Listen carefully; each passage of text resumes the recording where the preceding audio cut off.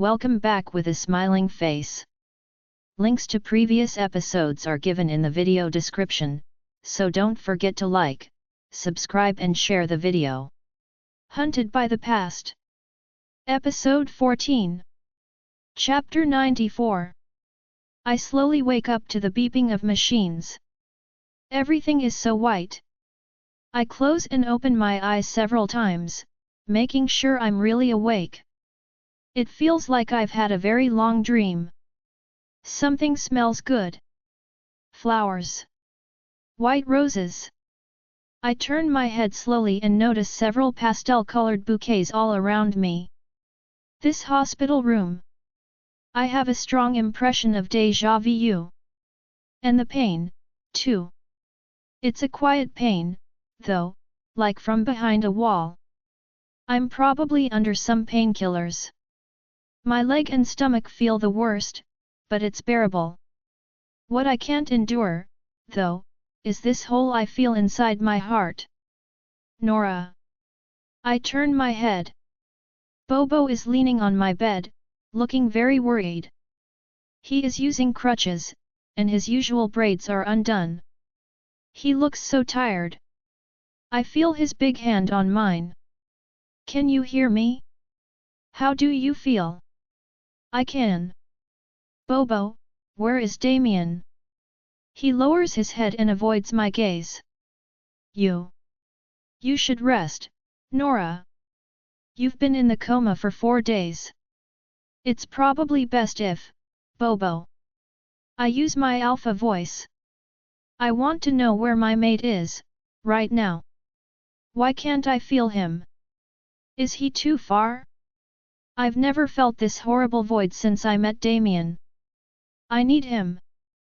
Bobo hesitates, and slowly makes a head movement, gesturing behind me. I turn around to my left and finally notice the other bed. Oh moon goddess, Damien. I start crying as soon as I see him. He's so horribly pale. For a second, I even think the unthinkable, but a slow beeping is echoing next to him. A very slow beeping. My mate looks like he's in a deep sleep, not moving an inch. I can't even see his breathing. Machines are surrounding him, one helping him breathe, others linked to his arms, tubes going through and through. I can't believe what I'm seeing.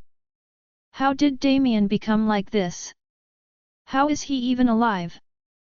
And why can't I feel him at all?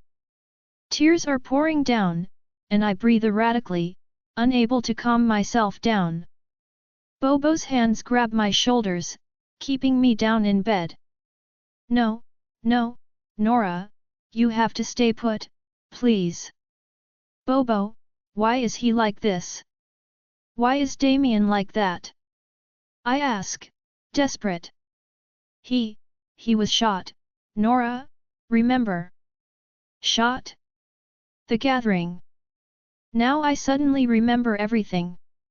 The Gold Moon's bombs in the stadium, the surprise attack. I remember the gunshots. And Damien, lying on the ground, bleeding. Bleeding so much. I can't feel him at all, I whisper, in shock. I can't. My wolf is going nuts. Damien is right here, I can see him with my own eyes, so why can't I feel him at all? I look at him, and it's like I'm staring at an empty spot. I can't accept it, I can't. When will he wake up? A long silence follows. I notice we are not alone. Liam is sitting right next to Damien's bed, his head on the mattress. He's sleeping, but his eyes are red and he looks like a mess. He's holding his brother's hand tightly. It breaks my heart to see the usually smiling Liam like that. I reach for Bobo's big hand again, but I can't stop looking at Damien. Bobo, when will he wake up? Once again, no answer. I try to hold back my tears and turn to him. Bobo, when? I scream. I can't take it. This heavy silence, this awkward and wary atmosphere. Bobo raises his head to meet my eyes with a very serious and sorry look. Nora, the doctors said he will, probably never wake up. You're lying. I say that right back. Because he has to be. I can't imagine, for a second, that Damien will stay like this. I gasp, trying to catch my breath. I just can't understand, I can't believe there is a world where Damien would die like that. He's right there, Bobo, he's alive. Nora, his body is. They did their best with the surgery, but his wounds are too great. He didn't wake up after they operated on him. He's in a deep coma, and all those machines are keeping him alive, but, his voice breaks. I don't get it. I can't process what he's saying. All I can think of is this horrible, insufferable sensation in my chest, ripping my heart apart. I close my eyes, leaving my tears to flow out, because I need to break right now, I can't contain it. What's going on? What is this nightmare I woke up into? Nora. Liam just woke up. Moon Goddess, he looks so miserable. His messy hair, the dark circles under his puffy eyes. He bites his lip and breathes in. Good to see you up. How do you feel? All the while, he doesn't let go of Damien's hand. I shake my head. I don't feel anything but terrible right now. He frowns. It's gonna be okay, Nora. He will make it, I'm sure of it. His voice sounds so weak and sorrowful, I know he wants to believe it. I want it, too, so I just nod. I can't imagine. So, I try to keep it together. I breathe in, take time to calm down my tears. Bobo is caressing my hair gently. He pushes a button, and my bed gets me on a sitting position. Now that I can look around, I notice I really am back in the hospital's VIP room. Only that there's an additional bed and lots of flowers. What happened? What's going on right now? Bobo, you said, 4 days. 4 days and a half, actually, says Liam. It took us a while to find you. You remember? I do, or just enough, I think. The cabin, Marcus. Right, he's finally dead. It's a blurry memory, but I'm sure of that at least. Liam sighs. We found you right in time and brought you back here. You got in surgery right away. It took hours. You had a bullet lodged in your left leg and internal bleeding. I looked down at my leg. Indeed, I have a thick bandage all around my leg, and a strap holding it up. I vaguely remember that, too. But I can still feel the pain a bit. It doesn't really matter for now. I ignore it and turn to Liam again. What happened then? He shrugs. We did our best. Once you were out of surgery, they said it would take you a while to come back, so Bobo, Tanya, Silvia, and I took turns watching you too. Somehow, I think your new look helps Damien, so, my new look? I look down and finally notice white, curly hair. What happened to my hair? It went from jet black to a silvery white. It looks totally unnatural. Yeah, it shocked us, too. No idea how you pulled that one off. That's the only change we noticed about you, adds Bobo. Sylviana said you're all charged up with moon power, if that makes any sense to you, says Liam. Anyway, you and Damien were out, so Nate and William somewhat took over. With the gold moon out, everyone started working together. What happened? Back at the stadium. I saw bodies, I'm sure of that. People died. A lot of werewolves. Everyone was fighting, Some were fleeing the scene, but I can't forget the sight of dead bodies I came across. No face I recognized, but I can't imagine they were only the Gold Moon clan's people. Liam sighs, and massages his neck, looking tired. Yeah, it was a mess. Most of the Gold Moon people died, but all the packs had casualties. We lost people, too. Andrew Jones was killed, and Vincent Green, too. Marcus shot Vincent. I remember now. I was trying to run away, and I ran into Vincent. He shot him dead right in front of me. How could I forget that? Liam slowly nods. So, I guess now we know who killed him. Taron King probably killed Andrew Jones. People saw them fighting right before. Green's new beta died, too, by the way. And Old Man Seaver passed away, too. 2 days ago. Oh, Moon Goddess. So, it's been a bit complicated. People are trying to pull it together. Lysandra took over the Violet clan, and Arthur Seaver did the same with the Sea Moon Wolves. The Jade Moon people are listening to us for now, and the Rising Moon surrendered, too.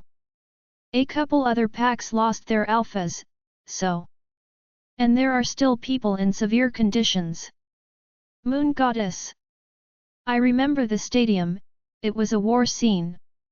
It's been a few days, but how can we expect things to go back to normal so soon? With so many people dead, injured, or grieving. And Damien, the Alpha King, being in a coma. What did Sylviana say? I ask, full of hope. Liam frowns. She's helpless. His injuries are. His voice breaks again, and he lowers his head. I see a couple of tears falling. Oh, Liam. I choke up, too, and a long silence follows. Neither of us wants to speak. I can only contemplate Damien. Even when William or Elena come to visit, I don't really react. All that time, I'm thinking. I'm thinking about Damien and me. About us. I'm so weak, but I don't want to sleep a single second I might miss with him. I feel calmer every second that passes by, and more resolute. Bobo notices the change in me, but doesn't say a thing. He can't possibly know. He probably thinks I'm in denial, but that's wrong. I can't ignore the obvious. He said the truth. Damien is dying. My mate is in a deep coma right now. Tanya comes to visit me with the surgeon, but we talk more about Damien's state than mine. The doctor explains it to me, but all I can remember is that his injuries are too great. It's a miracle he's still holding on, and Liam thinks it's because of me. But I can't feel him. To my wolf, Damien's already in a place where I can't reach him, and I can't have that. I just can't. Every one of our friends visits us. They're glad I woke up, but it's impossible to ignore Damien's fate. Those visits have a bitter taste, no matter how much we try to keep it in. Me, too. I don't want to pretend I'm fine. I'm dead inside. This black hole is eating me up, destroying me as my mate is fading away. When nighttime comes, I'm perfectly calm and waiting. Liam never left his brother's side a single second, neither did Bobo leave mine, even when the nurse came to change his bandages. Now, they are both dozing off on their chairs. I'm sitting up, looking at Damien. A smell of wild flowers enters the room, one I've been waiting for. Good evening, Nora, she whispers. I smile gently to Sylviana as she approaches. She takes a quick stop to caress Liam's hair, looking sorry for him, and walks up to me. She sits on my bed, on the side where she can face Damien. For a while, we both silently look at him. Are you sure? She asks. I knew Silviana would understand right away. I don't know why I was so sure of it, but there wasn't any need for me to explain anything, she just knew. I slowly nod. Nora, you will most likely. Even if you've never been so powerful, his injuries, I'll do it, anyway. She turns to me, but I keep speaking in a soft voice, not wanting to wake up the guys. I know, Silviana. I will probably not wake up, but it doesn't matter. I just can't let him die like this. He wouldn't want this, I shake my head. It's my choice. I'm being selfish right now, but I can't live without him. And there's Liam, Nate. The Pax. So many people need him. He needs you. I smile softly. That's probably what Damien himself would say. I know that, but my decision is taken. Silviana understands, and sighs. Her eyes shift to Liam. Did you say goodbye? I feel a tear rolling down my eye. It's always too late for farewells, anyway, I say, choking up a bit. She silently starts to cry, too. I know she doesn't want to do this, she doesn't want to be the one to see me go. I'm leaving her with a heavy burden, but no one else but Silviana would have helped me, and we both know that. She takes my hand. Around us, the flowers silently start growing out, branches crawling all around us on the floor and walls. It's actually pretty. Roses are blooming all over as the branches keep progressing. They get to my bed and softly carry me to Damien's bed while Silviana steps away. They gently set me right next to him. My heart suddenly warms a little as I can finally caress his cheek. Hello, my love, I whisper softly to him. He can't hear me, but it doesn't matter. I take a while to look at him.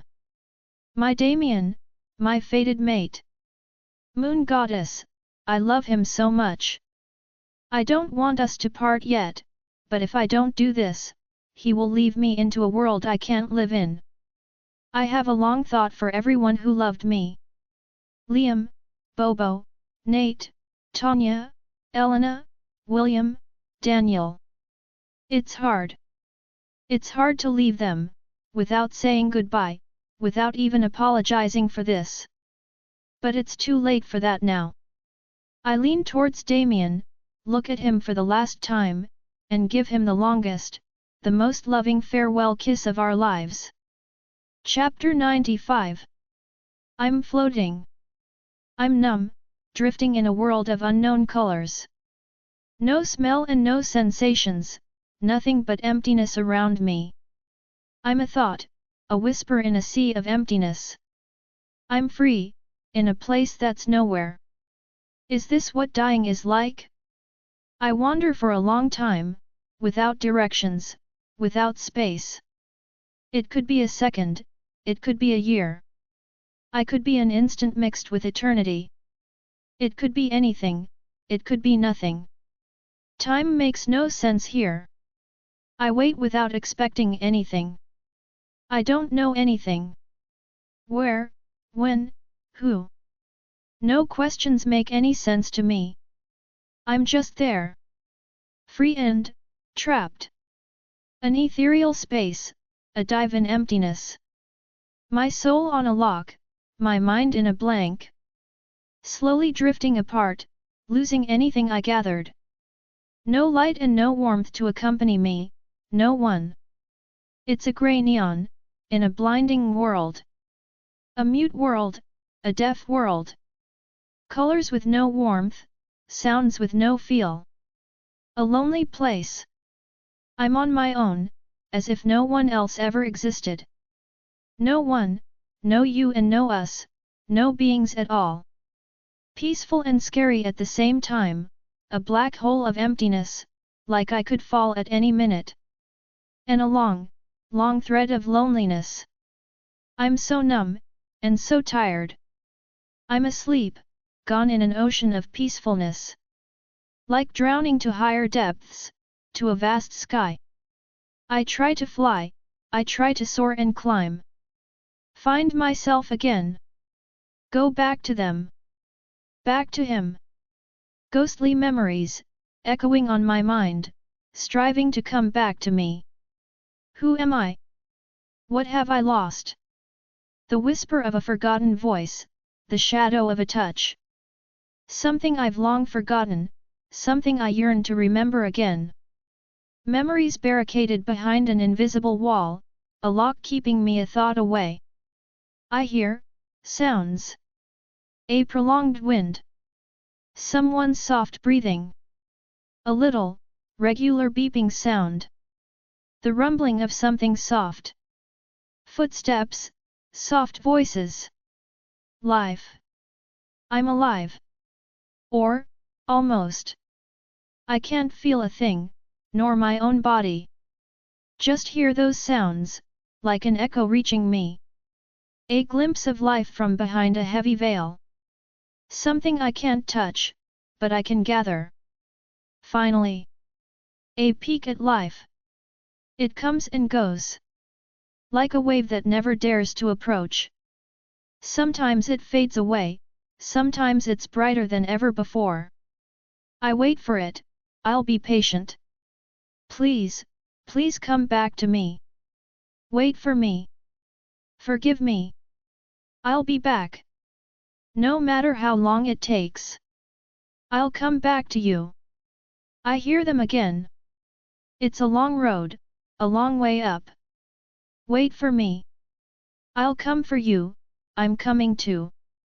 A ghost of mist holding me back, losing me again. I'll try again, I'll find my way back. I'll catch my breath, I'll grasp my life again. Wait for me. Give me some time, give me a chance. The voices come back again. Calling my name, a name I can't recall. I'll listen to what I can't hear. Catching a thread, following it back. How do I get back? Listen, listen to them. I need them. Guide me. Show me the way back home. I'm coming home, coming back to you. I'll come back to my life. I'll get it all back, I will be with you. Wait, wait a little bit. One more time, and one more chance. One more breath. Something changed? I think so. Her heartbeat, it's faster. Look. Even her breathing looks more natural. Check again. We need to be sure this time. We can't give him false hopes again after so long. I'm fighting my way back. Sensations crawl back in, one after another. The gentle caress of the air on my skin. The heaviness of unconsciousness. The inner echo of my breathing. My heartbeat pulsing in my ears. You think she can hear us? Maybe. I always feel like she can. I talk to her a lot, just in case. I miss her, too. It's weird. I know. Like, she's there, but an empty shell. Even her wolf's gone, too. I miss her voice. I miss you, too. I want to come back. A black hole is waiting for me, luring for every step I take back. I have to keep going. No hesitation, no looking back. Just this long, blind search for a way to return. A fog of unconsciousness, trapping me then and again. When will I finally wake up? I need you. I'll wait, Nora, no matter how long. I miss you, love. Can you hear me? Or maybe you're dreaming. I want to join you in your dreams. I miss you so much. I. A silence breaks, and something painful holding my heart.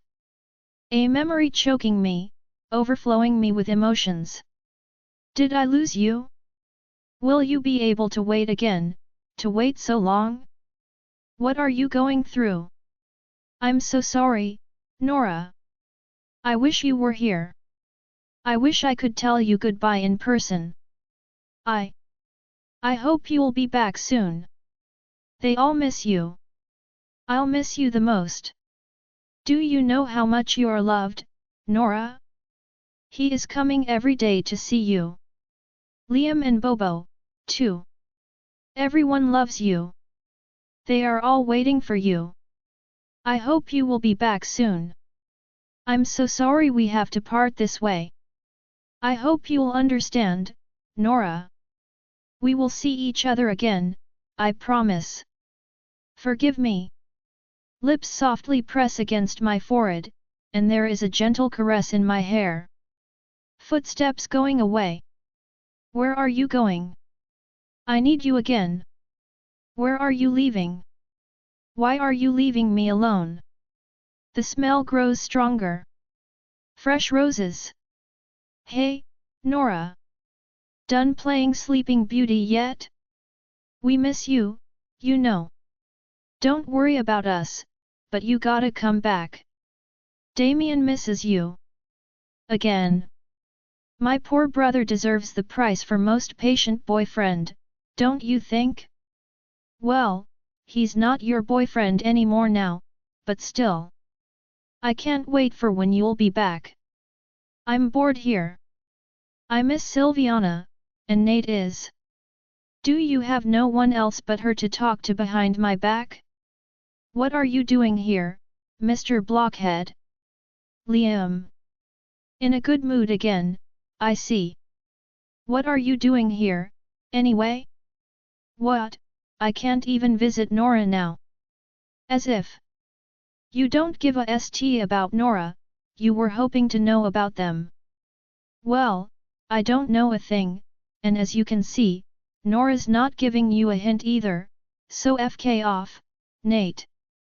Trapped in darkness again, I breathe slowly. When will this be over? It's getting more and more painful now. A heavy sleep catching me, a consciousness it's hard to come to.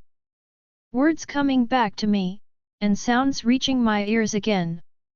I know I said I'd wait, but it's hard without you. Can you hear me, love? As long as you're not suffering again. I don't know how I'm getting by every day like this. I just wish you'd wake up. I miss the color of your eyes, Nora. The sound of your voice, too. I don't know how they keep going with their lives while I'm stuck here. I want to be by your side every day, every minute. I think of you every second. Fingers running through my hair, and something gently brushing the back of my hand. A smell I love. A familiar warmth, and that voice. A deep sigh. I just keep going. I wake up, go to work, talk to people, live every minute. And I come back to you. I'm the alpha they want me to be, but everyone's waiting for the Luna. They never mention you when I'm in the room. Do they think I'll break if they call your name out loud? They don't get it. I'm waiting for you, love. I'll wait. As long as it takes for you to come back. How long will it take? How long has it been? I feel like I've been here forever. I have no idea. Days? Weeks? Months? I'm so sorry. I keep fighting, looking for my way back, trying again. Why is it so hard? Why am I so weak? Moon Goddess. How did I lose my way? How do I go back to them? I'm scared I'll be too late, I'm afraid I'll be trapped here forever. Eternity isn't for me. I want to feel again. Life is waiting for me, but I'm a step aside from the world. In between. I left my love behind, I left my heart in a crowd. A promise I've forgotten, something I'll need to say again. I didn't know, I haven't seen anything but my pain. I need to breathe again, I need you. Tell him I love him. I won't stay alone, I won't collapse. No life, no way out but this fear creeping in. But I'll be back. Tell love I love you, tell them to set me free. I'll tell you when I'm scared again, I'll let you know when I'm injured again. Tell him to reduce my sentence. I'm coming back. I'm tearing down the wall, I'm screaming again. I'll let you feel my pain, I'll share it all with you. I'll be a wolf again, I'll be your mate, forever. I will cry, I will laugh, and I will share it all with you. Your Luna is coming back to life, your Luna is finding her way back. I'm right there, where love was waiting for us. Where you're waiting for me. I'm back. I love you. Chapter 96. Are you sure? Liam's voice. He sounds so impatient. 100%. She's waking up. I can feel her wolf again. Can't you? Nope. But then again, I don't have your bond, so, our bond. I can feel him, Damien's wolf. A jet-black magnificent wolf, waiting for mine to come back. She's waking up slowly, reaching out to him. I'm waking up, it's like reaching the surface and catching my breath. I open my eyes. Holy Moon Goddess Mother. I'm facing the ceiling. When I turn my head slowly, the first thing I see is him. Damien, so close and smiling to me. I smile back to him, feeling overwhelmed. He leans over me, gently kissing my forehead. Good morning, my love. I've never seen him look so overjoyed. It's contagious, I can't stop smiling at him, even though I'm feeling so drowsy. I hear footsteps running, and suddenly Liam comes in the room, panting, followed by people in white coats. Damien! Damien, is she still awake? Oh Moon Goddess, she really is. Doctor, she's really awake, right? He asks without catching his breath. What's going on? I recognize Granny Ariadne, smiling at me, and people start patting my wrists, checking my condition and discussing my vitals. A doctor shines a small flashlight in front of my eyes and moves his finger. Miss Blue Moon, can you hear me? Can you follow my finger please? It's a bit annoying, but I nod and do as he says. I'm a bit confused by all those people in the room, but Damien and Liam's expressions are thrilled. My mate isn't letting go of my hand and stays by my side as long as the medical team keeps examining me. Her vitals are normal, she is indeed completely awake. This is amazing. Miss Blue Moon, can you speak? How do you feel? I can. And, drowsy. Behind the doctor, Liam squeals, totally excited. Why won't he calm down? The man examining me nods while taking some notes. Well, that is perfectly normal in your condition. But your reflexes are fine for now, and your vitals, as well. We will have to work on your re-education, of course, but overall, this is a positively great return. Welcome back, Miss Blue Moon. Welcome back? I turn to Damien, a bit lost. I feel like I've been sleeping, but now I'm a bit confused again. He raises my hand to his lips to kiss it, and I realize I have trouble moving my fingers. I frown and try to move my limbs again. It's like my whole body is twice as heavy. Granny Ariadne gives me a reassuring smile. Don't worry, sweetheart, it's going to take a while. Your body will need some time to readjust, but it will. Who cares? She's back. Nora, I've missed you. I take a look at Liam, smiling from ear to ear behind Granny Ariadna. He looks different. He's visibly slimmer, a bit more muscular and taller, and his hair is a bit longer, too. He has a new piercing on his left ear. It's like he's lost all the teenage attitude to look more like his brothers. I turn to look at Damien. My mate, too. His hair is cut shorter, and he's not wearing a beard anymore, either. His eyes look darker and deeper.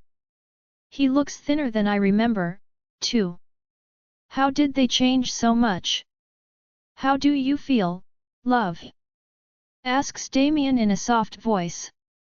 I'm okay. What happened? You look different. Liam, you, too. How long was I? Liam sighs and nods. Nora, you saved my brother's life with your moon power, remember? He was dying, and you did that whole kissing thing. Next thing we know, you were unconscious and he was totally fine. I turned to Damien, who's still caressing my hand. You healed me, Nora. But it put you into a very deep sleep. You stayed in some sort of coma for a long time. I'm gradually remembering everything from before now. At least, my farewell to Damien, and the sight of his injuries. But a lot of my memories are still blurry. I have vague images of a big battle, a forest, a hospital. It's gradually coming back to me.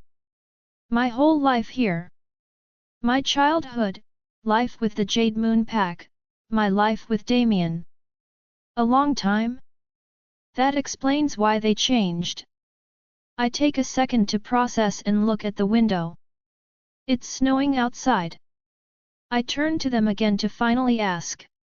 What day are we? December 23 RD, I try to remember vaguely. The fight. It was last Thursday, right? The 20th, Damien looks at me and sighs, a bit surprised and uneasy. But Liam laughs awkwardly. Nora, that Thursday wasn't 2 days ago but 2 years ago. You stayed in the coma for 23 months and over 20 days, girl. Moon goddess. 2 years? I was asleep for 2 whole years? I'm in shock. It did feel like awakening after a very long time, but... I turned to Damien. He waited for me to wake up for 2 whole years? Oh, Moon Goddess! I open my mouth to apologize, but he shakes his head and holds my hand against his cheek. It's okay, Nora. I don't care how long it took. Don't apologize, love. I'm just happy you're back. Everyone will be happy you're back. I have to tell everyone. Liam takes out his phone and walks out of the room in a hurry, but I don't care. All I'm focused on right now is Damien. No matter what, I can't hold back a tear. 2 years, I whisper, still astonished. 727 days, he says. I counted every single day without you. That's a long time to catch back up, love. I slowly nod, smiling at him. I realized how much I've missed him now that I can contemplate him. The warmth of his skin, his lips against mine palm, and his silver eyes. He's even more handsome than I remember, with his new haircut and clean-shaven face. I concentrate to move my fingers and caress his smooth chin. What happened to your beard? He smiles. I was waiting for someone to grow it again. I'm happy you're back. It was a pain shaving every day, I giggle and nod again. All right, you can start growing it again, then. I miss it. But I stop talking as I realize my hand has something new to it. Damien realizes I noticed it, and smiles proudly while holding my hand up for me to see. I gasp. A gorgeous ring is placed on my finger, mesmerizing me. It's a thin ring, but I can't miss the shining sapphire stone on it, flanked by 2 moon-shaped diamonds. Damien, this, your engagement ring. You like it? I can't ignore his mischievous smile. He's obviously enjoying my surprised reaction, playing with my fingers and waiting for my answer. I smile, too, but I'm just overwhelmed by emotions right now. Eventually, I can't hold back a little laugh. Damien Black, when did I ever get engaged to you? Since you saved this stupid man twice, Miss Blue Moon. I was thinking that you had paid a huge price for my life, so it might as well be yours. He shows me his hand and the ring he's wearing, too, a simple silver one. Oh, this man. I can't believe him. Damien has changed. He looks more peaceful now, not as restless as when I met him. His eyes have this gentle warmth to them, too. So? He asks. I smile. I like it. Mr. Black. I'm glad I woke up before we had our wedding ceremony, though. He laughs and leans in to kiss my forehead. It was high time you woke up, Nora. I don't know how much longer I would have waited for that, too. Right after he finishes his sentence, someone suddenly bursts into the room. Oh Moon Goddess, my Bobo. I smile like a child, and he looks at me in disbelief, like he can't believe his own eyes. My best friend has changed, too. His hair is way shorter and arranged in neat little braids instead of his former dreadlocks. He seems bulkier, too. Moreover, a pale scar is visible on his left temple. Nora! He exclaims, before running to me. Hey, easy, big boy, says Liam, holding him back. Don't knock her out. Bobo stops right on my bedside, and grabs my free hand gently, holding it tight. Seriously, Nora? I can't believe it. Hey, Bobo. I missed you, too. I say. How are you? That scar, he shakes his head. It's nothing.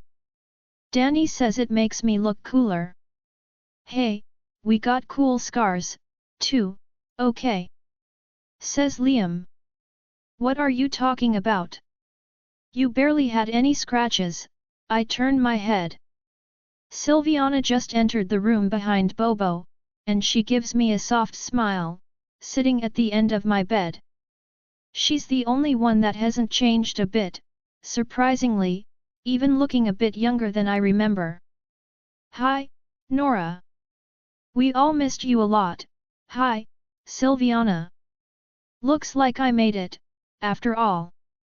Yes, with a lot of luck. Moon Goddess obviously loves you too much to let you go. I can only agree to that, though I feel the weight of those 2 years. I turn to the guys as Bobo is pushing a button that puts my bed in a sitting position. You're going to have to fill me in. What do you remember? Not everything. Until a few days before the fight, and after that. It's a blur. I vaguely remember us taking the car to the meeting, I think. And the alphas came. And we started talking. I remember bombs exploded, and there was a huge fight. Damien nods, and Bobo starts talking. We lost you in the confusion. I think they were targeting you from the start in order to weaken the boss. Some wolves jumped at me right after the first explosions, and you were taken away. They isolated me and Damien, too, adds Liam. So, Damien was badly injured, as you know, but Nate and I made it okay thanks to Silvia. We had to participate in the fight, but we were worried about Damien and couldn't reach out to you. We realized something was wrong once the fight stopped with the gold moon wiped out and the rising moon surrendering. But you were nowhere to be found, and William said we couldn't reach you. Liam keeps talking, explaining how they finally found me while Damien was still in a critical state. Apparently, I went several hours under surgery to stop the life-threatening internal bleeding caused by Marcus' kicks, and to save my leg. Once again, the more he talks, the more my memories come back. The sad ones, too.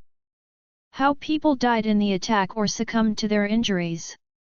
Finally, Silviana takes over to explain how I decided to use my moon power to save Damien, who was on the verge of dying when I woke up from my first coma. Once she's done talking, Damien sighs. That was a crazy thing to do, even for you. I wouldn't have lived without you, I answer. He nods. I said the same. If you had died in the process, he frowns from the thought, as we all know the result of my bet could have taken my life instead of those 2 years. Liam claps his hands, taking us away from any depressing thinking, and smiles. Anyway, our princess is back now, for good. Right, Nora? I smile. To be honest, I feel awfully sleepy, I whisper, playing a bit.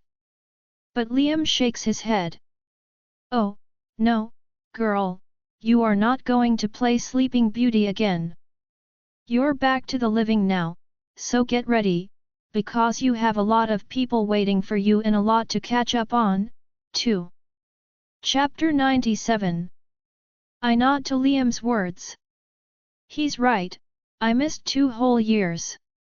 I look at Damien, Liam, and Bobo, my 3 men, all looking a bit older. I smile and turn to Damien, with a mix of curiosity and apprehension. So, what did I miss? Well, first, it took a few days to settle everything after what had happened. But surprisingly, the events served as a lesson for everyone. All the remaining packs agreed to your idea of a peace treaty. Silviana used her magic to seal it, so no alpha can break the peace vow as long as their turf is located in Silver City. Oh, come on, Damien, tell her about the leech, says Liam, visibly excited. I frown. The leech? Damien nods. They also agreed to recognize me as the Alpha King of Silver City. It's more of a title than anything else, but everyone thought it would be best to make it official. That way, no one would dare to raise up any more conflicts or take advantage of others. You should have seen it, Nora. Even William agreed to it, and all the alphas discussed in one room, like equals. Anyway, resumes Damien, there was a month of mourning, and then we began the reconstruction of the stadium. We also had to reconsider the Pack's territories and the ones who had lost their alphas. The Jade Moon is all yours, by the way. They didn't have any alpha or beta left, so they just decided you were their natural leader. Until now, they answered to Damien while you were in the coma, says Bobo. Most importantly, we abolished the boundaries between the territories within Silver City. No more frontiers. Anyone is free to go wherever they want. Each pack still has its own establishments and properties, but when it comes to the streets, no more fighting, explains Damien. Moon Goddess, that's amazing. Before that, any wolf was constrained to their own pack's territory, and would go anywhere else at their own risk. This is such a huge change, I can't believe everyone agreed to it so quickly. This is great. Is it really happening? I ask. Damien and Liam both nod. Yep. It made things easier for a lot of people, actually, and reduced the fighting by an awful lot. I mean, there's still some bickering here and there, but trust me, it's nowhere what it used to be. And now we have a lot of new couples from different packs, too. Do you remember Marina Seaver? She's engaged to a guy from the Violet Moon. Says Liam, looking all excited. While listening to him, I suddenly remember another couple from different packs and turn to Damien. What about Nate and Elena? And their baby? It must be born by now. But as soon as I ask about them, Damien's expression suddenly goes dark, and Liam's smile drops. Both brothers look sorry, and all of a sudden, I'm scared. What? What's going on? Damien? What about them? Love, Nate, and Elena. They aren't together anymore. Wait. What? How come? What about their baby? For once, Damien stays silent, and Liam is suddenly the one looking angry. Since neither of them is talking, I turn to Bobo. Bobo. Tell me. Elena left Silver City, Nora. A few weeks after you fell into a coma, she and Nate had a big argument. She left while still pregnant. What? She just left? Months ago? How could this happen? And the baby, too, did she decide to give birth to her child alone? I can't believe it. But Silviana takes my hand and softly smiles at me. Nora, don't worry. I went with her when she left and made sure her baby was fine. I helped her find a place and give birth. They are both doing great. I came back a few weeks later. I sigh in relief. So she's fine. Elena and her baby are fine. But that doesn't erase the rest. I turn again towards Damien and Liam, angry. You do realize I'm going to kill your brother once I'm better. Liam, looking pissed off, nods. Trust me, we both did it for you already. Nate is AFG it, and he knows it, but he's a stubborn dog. Damien's hand tightens around mine, and he caresses my cheek. Nora, you'll get angry at Nate later. You just woke up, I don't want you thinking about anything but getting better for now, okay? And Elena and her baby are fine, I swear. So, you can scold Nate all you want, but later, love, later. I frown, but I don't have the energy to face Nathaniel about his attitude now, anyway. I sigh and push my head back on the pillow. While doing so, I realize my hair is actually back to its dark black color. Silviana realizes it. It went back to black right after your kiss. But it turned white again a few weeks later. Turns out, it changes color into a pale white at night, when the moon rises. So, I would say you're harvesting moon power. Whatever happened 2 years ago, your power unleashed completely. You can use it again, and recharge as long as the moon rises. Damien lets out a low growl. She won't use it again. I'm not risking Nora going back into the coma. You should have been dead, and Nora used way more power than her body could handle to bring you back. No wonder she had to pay for it. But I doubt she will ever fall into such a state again unless you are severely injured. Her power probably works just like mine. Too much power brings a heavy cost. I exchange a look with Damien. Silviana's probably right about this, but I think it will take some time for my mate to accept it. He decides to ignore her and turns to me, kissing my hand again. At that moment, the medical team returns and explains I need to go through a few medical examinations.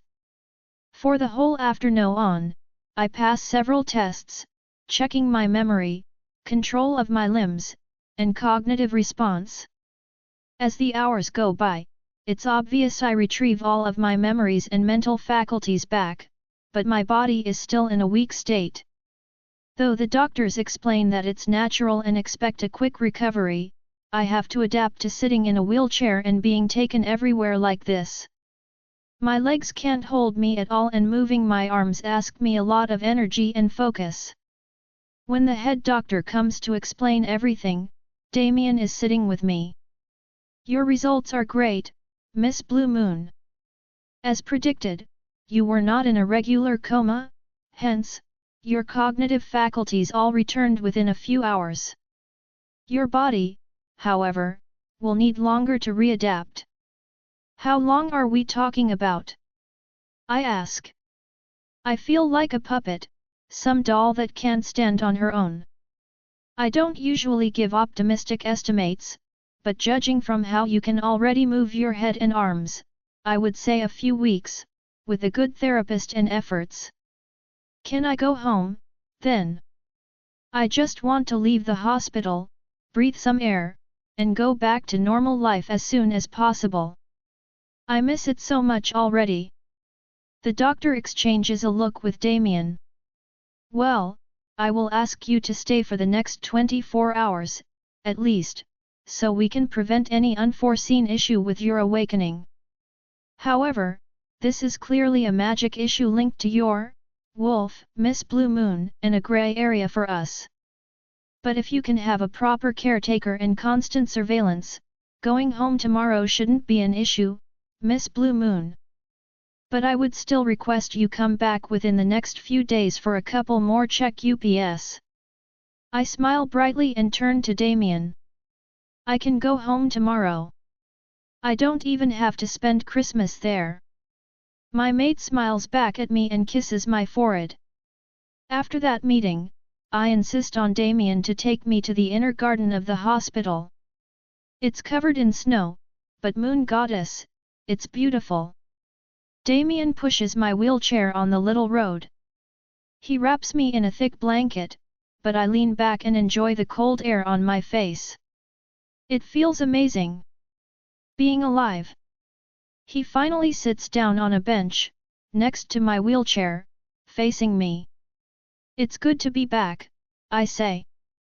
He nods, taking my hand in his, playing with my engagement ring. I've missed you so much, he whispers. I came here every day to see you, before and after work. I knew you weren't really there, but I just wanted to see your face, remember that you were still hanging on somehow. I slept so many times on the chair in your room, and Neil and Liam dragged me to work countless times. Nora, he takes a deep breath in. I bought us a house a few months ago. A house. Our house. Your home. I didn't want to live on my own in my apartment at the company building, I wanted a place I could look forward to living in with you. A place where we could be together, a place we could call our house. I look at him, speechless. He really bought a house? For the two of us, for when I would come back. I retake a look at the ring. He really was preparing everything for when I would come back, no matter when it would be. I feel a little tear running down my face, my heart tightening at the thought. My poor Damien. How lonely must he have felt for those 2 years I made him wait. I cross my fingers with his. Tell me about it. The house. He smiles. I'll take you tomorrow. It's a big white house with a little garden. I took my time choosing it. I wish I could have given you a choice in the matter, too, but I picked one on an uphill, with a view of the East Forest. There are 5 bedrooms aside from the main one, and a big kitchen, fully equipped. Everything you would want when you cook, love. I didn't take a big house, but one you would feel home in. And with enough space to welcome our friends. And our children, later. Gosh, I love the idea. I lean in for a long kiss with him. Whatever he picked, I'm sure I'll love it. I really want to see that house he got us and resume my life with him. Damien even mentioned children. We had that talk before, so I know it's for a later future, but I already look forward to it. Damien. Yes, my love. I really want us to get married, soon. Soon. Yes. I'm 20 years old, now, right? I already missed 2 years we should have spent together. I don't want to be late for anything else. I want to start living with you, I want to catch up on the time we have lost. I don't need a big ceremony, just to be yours as soon as I can. He stays silent for a while and smiles. Anything you want, Nora. We can even have the papers signed today if you want. The mayor is not really in a position to say no. I laugh a bit and give him a quick kiss. Maybe not that fast, my love. Let me be able to catch up everything I've missed and stand up again. And I want our friends to be there. He frowns a bit. That's a lot of people. You know your cousin will harass me if I want to marry you. William? I thought you two had solved your differences 2 years ago. I thought so, too, but I clearly underestimated his overprotective instinct towards you. He opposed strongly to our engagement. Don't tell me he still wants to marry me. Damien shakes his head. That was just an empty threat to test me, Nora. Silviana said that the whole thing about royals being able to change mates was a total lie. And William doesn't feel that way about you, he sees you as a little sister, that's it. He's annoying enough as it is, I laugh. Imagining William and Damien bickering about me is a lot funnier now that the tensions between all the packs have eased up. And he's already gotten engaged, anyway. What, really? To whom? Remember Tiffany Pearl? Well, seems like those two had never actually met face to face until the gathering. You're kidding. I'm in shock, but Damien laughs. Oh, Moon Goddess! I would never have imagined. And Tiffany is indeed the most beautiful she-wolf I've ever seen.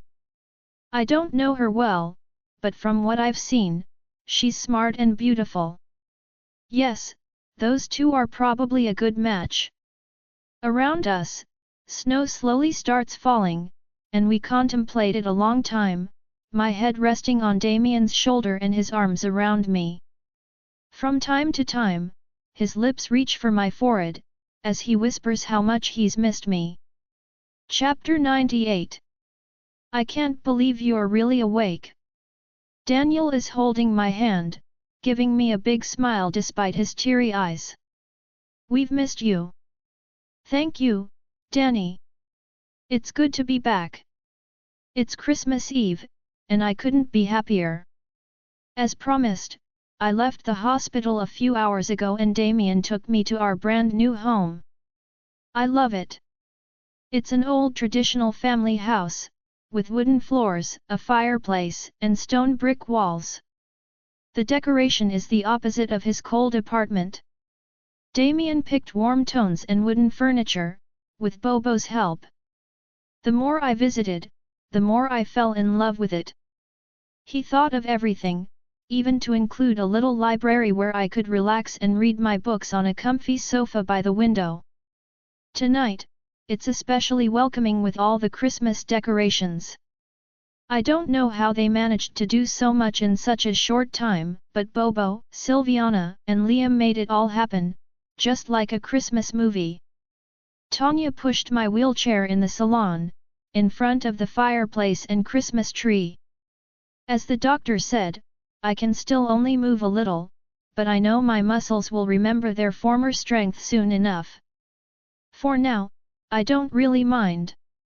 The house is crowded with our friends and family. Silviana is in the kitchen cooking with Neil's wife, an adorable woman named Angela. Neil is chatting with Damien and Sean. Being an orphan, I learned earlier that Sean doesn't have anyone to celebrate Christmas with, so we invited him over. Next to us, on the couch, Tanya and Bobo are busy keeping the children entertained. Bobo's nieces, the twins Juliet and Phoebe, are 6 years old, and Isaac, Nate's beta, just had a baby boy. As I watch them playing with the kids, I wonder when will Damien and I have our own children. Somehow, as soon as we became a couple, I always knew we would have children someday. Daniel catches my glance towards the children. So, this wedding? Probably in May. We would have had it sooner, but everyone around us insists we have a proper ceremony, so, I bet so. They missed the Luna, how can they not have a proper occasion to celebrate? I turn towards him and whisper, even if only Tanya and Bobo can hear us. Do you have news? He smiles and nods. She calls from time to time. She's fine, Nora, I promise. What happened with Nate really was hard, but her baby girl is more important to her. I think it's for the best, really. She will come back when she's ready. Why did she have to leave? I advised her so, replies a feminine voice. Silviana just joined us, and she takes a seat next to Daniel. I notice that despite playing with the twins, Bobo is listening, too. Her baby was in danger if she remained here, Nora. The Dark Witch knows there's another royal now, and she would have targeted Elena just as much as you. Even more so, if she had known she was pregnant. So, I helped her hide for the time being. So, the witch will continue to target us? I ask, worried. Silviana sighs and nods. She is weakened for now, but in a few years' time, she will probably try again, though I have no idea how. I will try to keep her away for as long as I can, Nora, but my power isn't unlimited and her thirst for power will keep growing. She will look for more targets, Nora. From her eyes, I know what she's thinking about.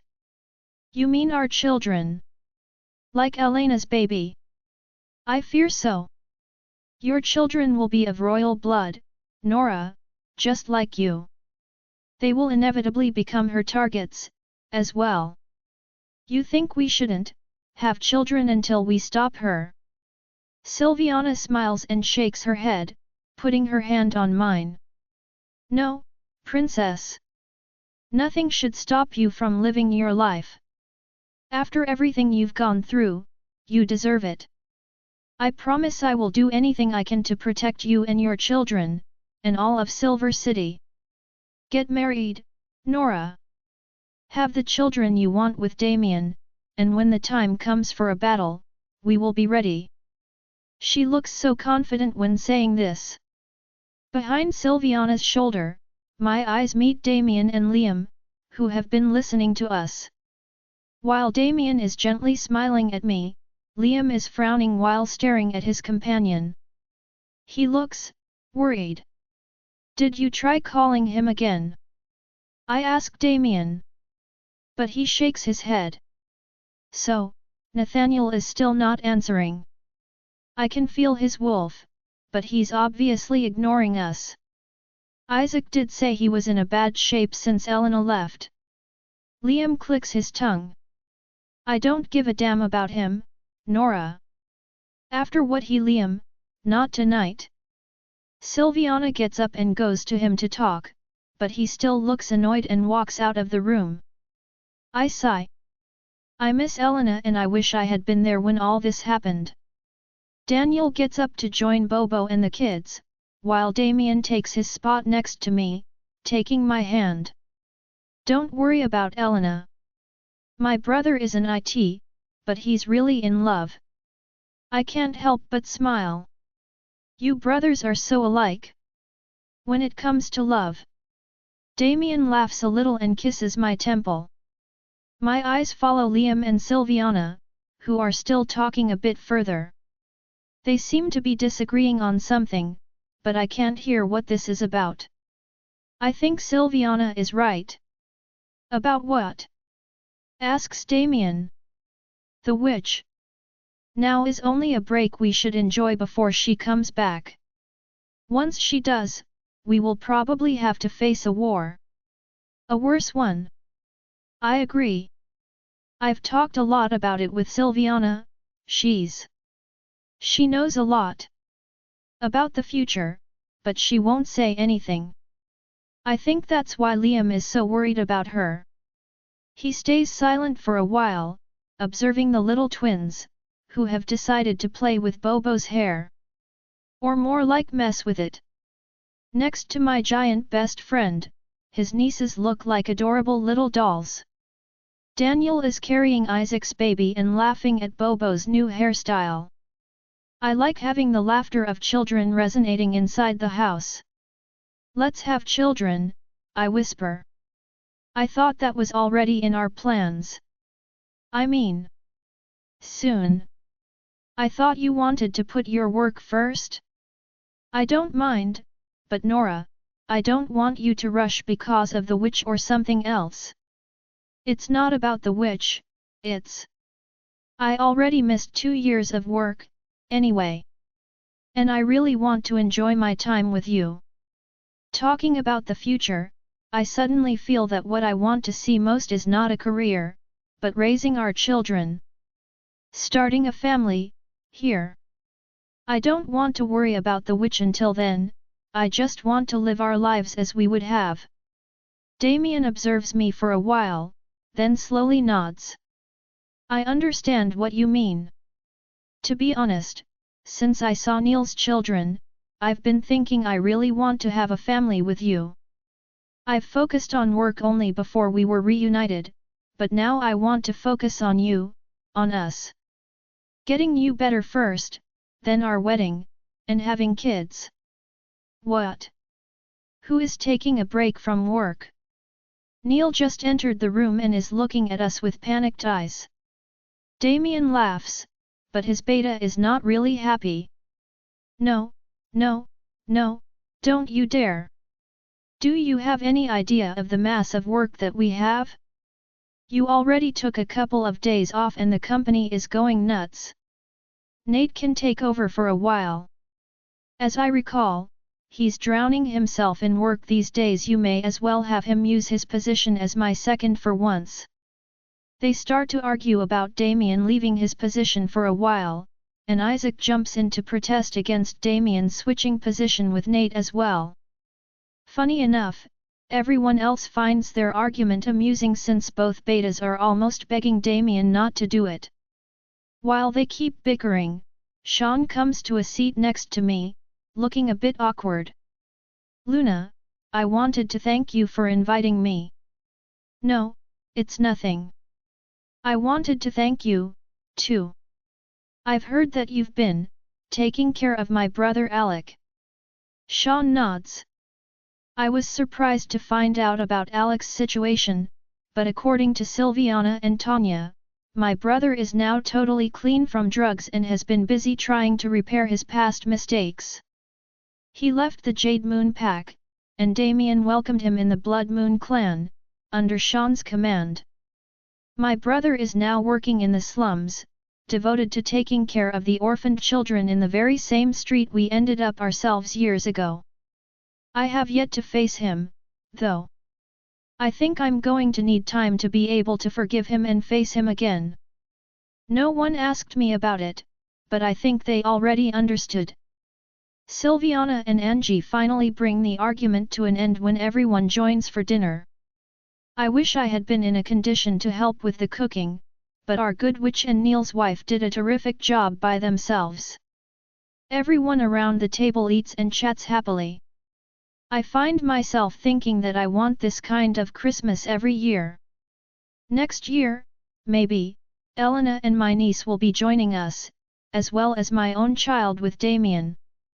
A few hours later, while the children are happily playing by the fireplace and all the adults are enjoying coffee or tea in the living room, Silviana walks up to me with an intriguing smile. She comes to sit by my side and whispers. Nora, Liam, and I will be going home soon, but before that, I have a little gift for you. I frown. A gift? But before I can even ask, she suddenly puts her hands on my temples and closes her eyes. I don't even realize I'm in the dark until a second later. When I open my eyes again, a woman is suddenly above me, smiling at me. She looks young and really tired. I can't move, I'm wrapped up in something smooth and warm. I try to say something, a bit confused, but the only sound that comes out is a baby's squealing. The woman smiles, and I notice her beautiful sapphire eyes. Hello, my little princess. The more I look at her, the more I see how much she resembles me. She's younger than I am, but her sapphire eyes, her pale skin, and those soft traits are the same as mine. I notice her freckles and long chocolate brown hair when she leans to kiss my forehead gently. Oh, you're so beautiful, my baby. My little Eleonora, she hugs me tenderly, her eyes shining with infinite love. Nora. I suddenly come back to my senses. Silviana is facing me, smiling. Damien is holding my hand, looking worried. Love, are you okay? I'm fine. I look at Silviana, still in shock from what I just saw. I realize I'm crying, flooding with emotions. That woman. That was your very first memory I could find, explained Silviana. She was very pretty. Oh, moon goddess. That was my mother. My birth mother, Princess Lillian. I try to control my emotions, but the tears keep coming. Nora, what is it? Silviana, what did you do? Asks Damien, worried. I'm okay, she just gave me a very beautiful present. I'm happy you liked it, princess, whispers Silviana. I can't believe it. I just saw my mother. My mom, when she had just given birth to me. Oh, moon goddess. I'm just so happy right now, I can't describe it. Her eyes were radiating with love, she loved me so much. I'm trembling with emotions, Damien hugging me to calm me down while I explain what I saw to him and the others. After a while, I turned to Silviana, still a bit shook up. She called me Eleonora. Yes, I heard it with you. It's a really pretty name for a princess. Damien smiles. I like it, too. We discuss a bit more about my mother, and the revelation of my real name. I had no idea. I like it, but I think it's a bit late now, I've gotten too used to just being called Nora. Eventually, that's the name I've grown by. I'm just grateful to Silviana for giving me a glimpse of my origin. That night, when everyone goes home or picks a guest room, Damien carries me to our bed. I don't really feel sleepy yet. This is the very best Christmas of my life, and I'm still thinking about my mother. My maid helps me change, and we lie facing each other in the bed. I've waited so long to be able to sleep beside you like this, whispers Damien. It feels good to be in your arms again. And I really love our house. Thank you, Damien, I love this Christmas present. He smiles softly and we lie for a while, just staring at each other. His fingers are running through my hair. As Silviana said, it's turned a shiny white again. It's still a bit odd to me, but Damien is used to it, though he prefers it black. After a long while, I hear him breathe in deeply, and I wonder if he's asleep. But his eyes are wide open, and still on me. Nora. I was thinking. Silviana's present. There's something I have yet to give you, too. What is it? A story. I smile. A story? A book you mean? But he chuckles and gets closer to me. Not a book, my love. A memory. The beginning of our story. Chapter 99. 12 years ago, I was 14. Liam already told you about it, but life with our father was a nightmare. He came and went as he pleased, not giving a damn about us. When he did come home, he was just a violent drunkard. He hit anything or anyone he could until he fell asleep or went out again. We were barely getting by. I had dropped out of school to work, but I made sure Liam and Nate still went. I tried to provide so they wouldn't suffer from it, even if they obviously did. Nate had to get a night job, too, at some point. But we made it work, somehow. We had the apartment to live in, and enough food and supplies for the three of us. I didn't really care about anything else. As long as my father didn't hit Liam or Nate. But he was beating you instead, you know. I wasn't as strong as him, but I could handle it. My mom had left us, and my brothers were the only ones I cared about. I would rather suffer 1,000 hits from my dad than let him touch a strand of Liam's hair. Or Nate's. Well, Nate did get hit, too, while trying to defend me. He loves you. They both love you so much. He smiles tenderly at me. I know, love. That's how our mom raised us. She was the sweetest woman, all she wanted was for the three of us to get along. Raising 3 boys, 3 alpha brothers, she probably feared we would end up fighting each other, but we actually only sided against our dad. Now that I think about it, we might have the same issue with our children, since they will most likely be alphas only. Damien sighs and gets closer to me. Now, my head is resting against his arm, and his fingers are gently playing with my hair. I close my eyes, listening to the familiar deep voice of my mate. The first time I shape-shifted, I was 10. I was in a rage after my father and just jumped into my wolf form without even realizing it. He beat me up really good that day, even in his human form I couldn't even stand up to him. I never did, for years. Honestly, it was hard. Being an alpha that never wins. Every time, I had some hope I could finally fight off my father, chase him out, but no. It ended only when he decided it or when I was out. I knew he was the strongest alpha of the city, but I woke up in my own blood so many times, beating him became an obsession, as much as protecting my brothers. As the years passed, every time made me angrier. I don't think someone else can hate like I hated my father at that time. He knew it, and that made him more and more violent every time. Until one day. I hold my breath and grab his shirt. I know I'm not going to like what comes next. That night, I had come home late, and Nate and Liam were in our bedroom. My father suddenly barged in, so drunk he was yelling like a madman. He hit me before I could even say a word. I tried to fight back, but he didn't leave me a chance. I barely remember what happened, honestly, except that it was the most violent fight we ever had. When he was sure I couldn't fight back anymore, he took me outside. I was half conscious, but I felt his grip on my hair. He dragged me down like a bag of dirt through the streets. I think he really wanted me dead.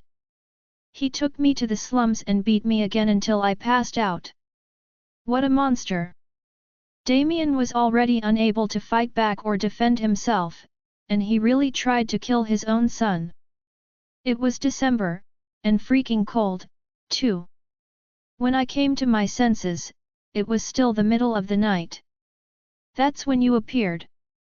Me? I don't remember this. I remember every detail. You were thin and dressed in rags, but you were the prettiest little girl I had ever seen. You ran up to me from across the street. All the snow around me was red, but you didn't seem to care.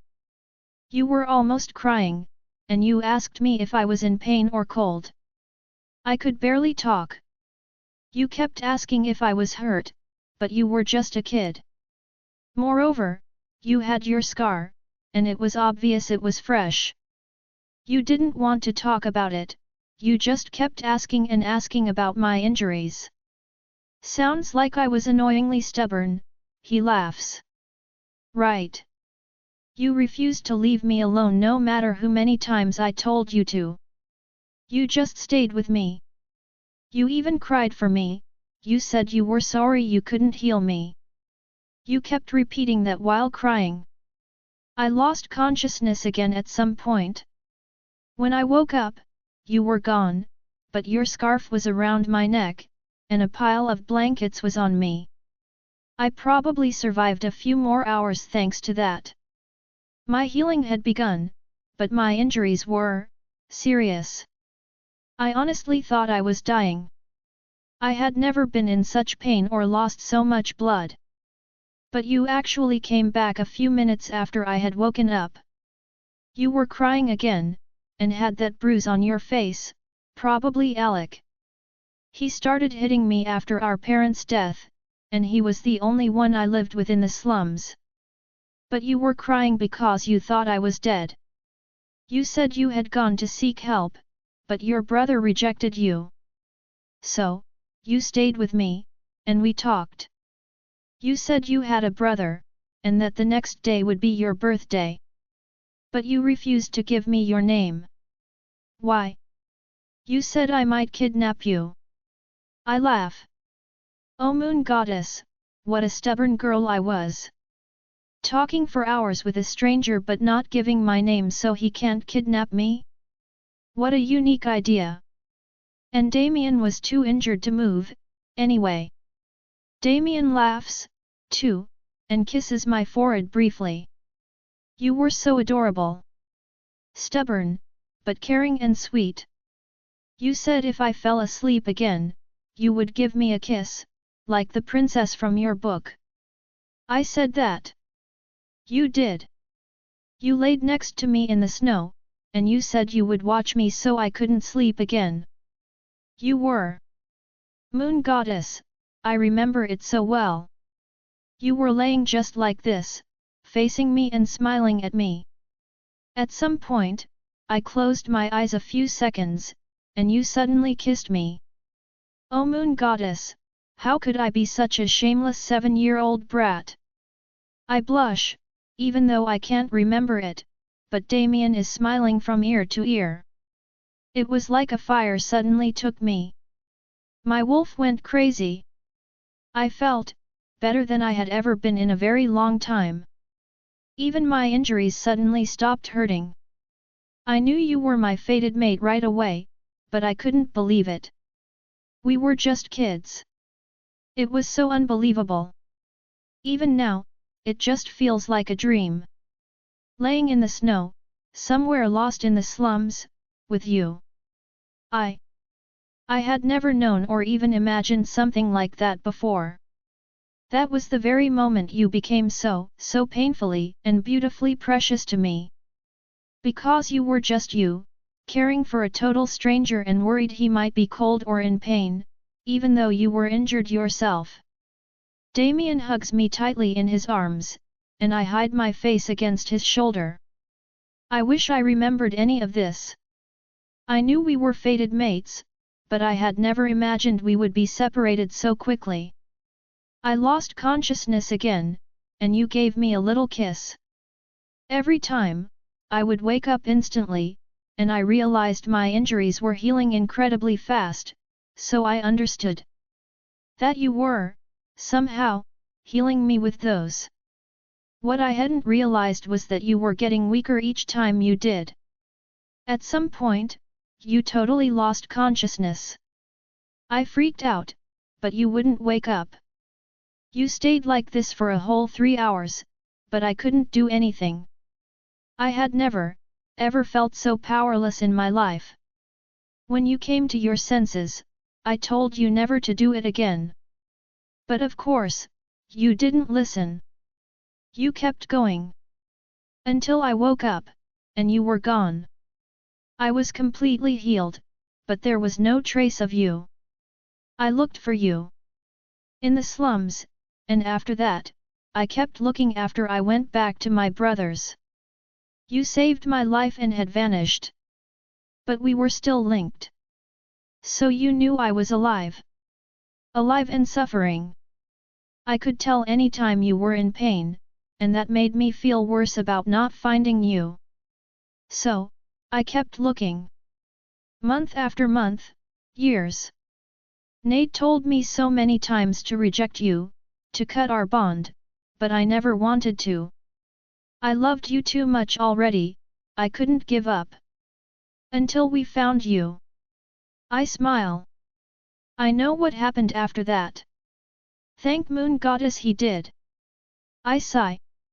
I can't imagine how different our lives would have been if I was still in the Jade Moon basement, abused by Alec. I think I know why the Moon Goddess paired me with you, I whisper. Why, love? Because you're strong, and never afraid to fight. I am. Or was, the opposite.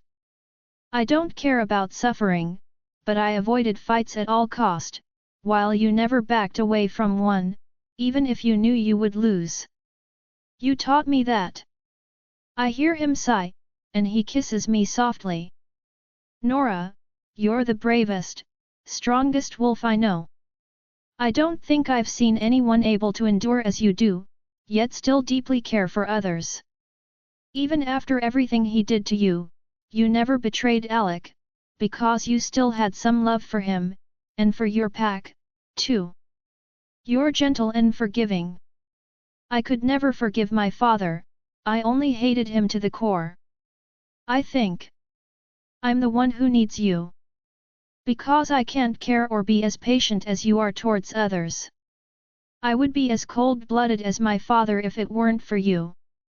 But I'm always terrified you might hate me, that you might get scared of that violent part of me. So, I learn, every day, how to be a better man, a better wolf, because of you. I want to be a fair king.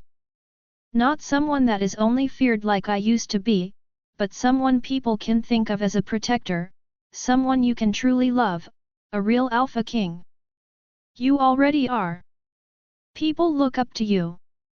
Because I have you, Nora. They have seen the best of me because I have a Luna as gentle and caring as the Moon Goddess herself. You bring out the best of me. You're the one everyone in this city really needs. His words bring me to tears, and I hide my face against his shoulder. I'm needed. The girl that used to hide in a basement, the weak, pitiful wolf. They need me. Damien soothes me, caressing my hair and my skin gently, covering me with tender kisses on my neck, my cheeks, my lips. When he stops, his silver eyes look at me with a gentle gaze. I love you, I whisper. I love you so bad, too, he resumes kissing me again. I kiss him, too, and we get lost in each other's embrace in this long, long night of December. 2 years later. Mama. I open an eye. A baby's giggle runs to me, and I suddenly feel a small, chubby hand grabbing mine. Gosh, that was a short nap. Mama AA. He gets impatient quickly, so I sit up, waking up completely to look at the little toddler reclaiming my attention. The little boy, balancing on his 2 short legs, is pulling on my skirt and looking at me with his 2 bright blue eyes. Where is Daddy, baby? But he ignores my question and pulls on my skirt again. Choco. It's not the time for your snack, honey. Choco. He insists, getting teary all of a sudden. I sigh. My son is such a glutton. I still can't believe how much an alpha baby boy needs to eat. But he insists, pulling on my skirt again. Suddenly, Damien walks in the room and spots our toddler and me right away. James Black. I told you to let Mom sleep. Our son, surprised by his father's voice, runs out in a hurry, forgetting completely to cry. I laugh, and Damien walks up to me, putting a knee down to face me, as I'm still sitting on the couch. Sorry, love, he ran out when I wasn't looking. Did you sleep enough? He puts a hand on my tummy, with worried eyes. My first pregnancy was exhausting, and Damien is scared this one might be as well. But I just give him a smile. I'm fine, don't worry. James is right here. Bobo walks in the room, carrying James by his overall. Compared to the giant wolf, our little boy is no match. But he is laughing from being carried that way, having fun on his own until Bobo drops him next to his dad. Damien sighs and takes James into his arms. I told you to let mommy sleep, didn't I? But, my Choco, Damien tries to scold him, but our baby boy is just interested in his chocolate snack. Moon Goddess, I love them so much. James is his dad's copy, except for his blue eyes and chubby cheeks. He's almost 2 years old now. I didn't expect to get pregnant so fast, but it happened right after Damien and I decided to try. A fated pair's luck, I guess. Bobo comes to sit next to me on the couch, while James is still arguing in his baby gibberish with Damien. Daniel is still at work? He's got crazy hours this week. I'm bored, so I came to keep you company, but I didn't think the boss was at home, too. He was worried James was tiring me out, so he's been working from home again these days. You do look tired. How's baby number 2 doing? He or she is well behaved and fine. I'm not as exhausted as I was with James. It took us a while to realize I was pregnant, but I kept suddenly falling asleep anywhere, any time of the day. Damien thought I was overworking, but Silviana was the one who told us I was expecting. The whole pack went a bit crazy after that, everyone was overjoyed. Everyone insisted I take a break from my work and Luna obligations to focus on our baby, and actually, that was the best for me, too. Bobo started watching over me again, and Damien reduced his work to spend time with me also. Anyway, Silver City is doing better than ever. The packs are all helping each other, in good relationships, and a lot of new couples appeared at the same time. Of course, our wedding was a big deal, too, even if we tried to keep it low-key. Which was almost impossible, thanks to William and Tanya. We got married 6 months after I woke up from my coma in June, and I was pregnant already. All our close friends attended, even the alphas from other packs, and a lot of people from Damien's pack, too. I also needed to join the blood moon. I now have a little black crescent moon tattooed on my wrist. Our wedding was perfect, though, and one of the best memories I will ever have. Especially when Liam helped us flee from it to have our alone time. Mama. James finally escapes from his father and comes running back to me. He is all teary again, doing his puppy eyes. Mama. Choco, please. I sigh and get up to head to the kitchen. James follows me, still holding onto my skirt. I take out the brownie I made yesterday, and give him a bit. I offer a bigger portion for Bobo, as well. Damien puts an arm around me and watches James trying to steal some cake from the big brown wolf. Let's have a girl next, says my husband with a sigh. I laugh. We still don't know what's the gender of our next child, though Silviana could probably tell us. She told Elena her baby's gender when she was only 10 weeks pregnant. Thinking about my cousin makes me a little sad. I miss her. So many years have passed by already, I wish she would come back to Silver City soon. I do get to call her every week, but she is so far, we can't mind link. And James should meet his cousin, too. We barely talk to Nate anymore. Damien's brother has become so gloomy since Elena left. I wish they could sort things out. Other than him, everyone is doing fine. Bobo and Daniel are more in love than ever and even engaged, despite Daniel's busy schedule since he got a job at the children's hospital. Tanya has decided to get back with Lysandra, though it apparently follows their fifth breakup. William and his new wife just had their first child a few months ago, a baby girl. Neil just had his sixth kid, too. Apparently his wife wanted a big family. For us, I think 2 babies will be enough for the time being. I miss my job, and raising alpha children is seriously no joke, even if Damien is helping me a lot with James. Mama. My son comes running to me, his eyes full of tears. Bobo probably didn't let him take his cake. He's such a crybaby. I'm about to crouch down to soothe him, but a voice suddenly echoes inside my head. Nora. Oh, Moon Goddess. That was Elena's voice. Join our Facebook and WhatsApp group for more updates, link is given in description. Rest audiobook will be continued in next episode.